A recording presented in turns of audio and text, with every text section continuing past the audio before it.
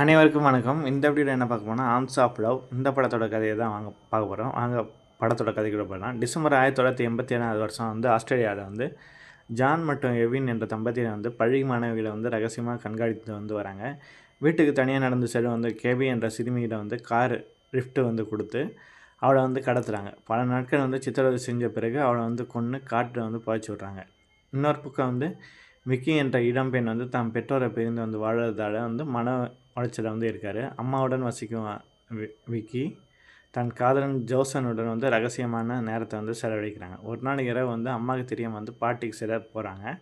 Highway வழியை நடந்து செல்லும்போது ஜானும் எவியும் விக்கியை சந்திக்கிறாங்க. அவளிடம் போதைப்பொருள் தருவதாக கூறி தங்கள் வீட்டுக்கு அழைத்து செய்கிறாங்க. அங்கே அவளுக்கு குடிக்க மது வழங்கி மயக்கமடைய செய்து படுக்கையில் கட்டி போடுறாங்க. மறுநாள் காலையில் விக்கி காணாமல் போனதை உணர்ந்து அவளோட அம்மா போலீஸில் புகார் கொடுக்குறாங்க. ஆனால் போலீஸ் எந்த தீவிரவாதத்தையும் தீவிரமாக எந்த நடவடிக்கையும் எடுக்கலை. அதே நேரத்தில் விக்கி தன் திறமையான எவின் மற்றும் ஜான் இடையே இருக்கும் மனக்கசவை பயன்படுத்தி கொள்ள முயல்றாங்க. ஜான் எவினை தன் சுயநலத்துக்காக மட்டுமே பயன்படுத்திக்கிறான் என்பதை எவின் தனது சொந்த குழந்தைகளை விட்டுட்டு பிரிந்து வாழ்வதை விக்கி சுட்டு காட்டுறான். விக்கியை கொலை செய்ய ஜான் திட்டமிடும் வேலையில் விக்கியோட தாய் அவளை தேடி அந்த வீட்டுக்கு அருகே வரா. எவினோட மனசாட்சி விழித்து கொள்ளுது. ஜான் விக்கியை கொள்ள முயலும்போது எவிடைன் ஜானை தாக்குவதோடு விக்கியை காப்பாற்ற உதவுறான். இறுதியாக விக்கி தன் தாயோட போய் சேர்ந்துடுறான். இந்த படம் 1986 ஆஸ்திரேலியாவில் நடந்த முர்ரவுஸ் கொலைகள் சம்பவத்தை அடிப்படையாக கொண்டது.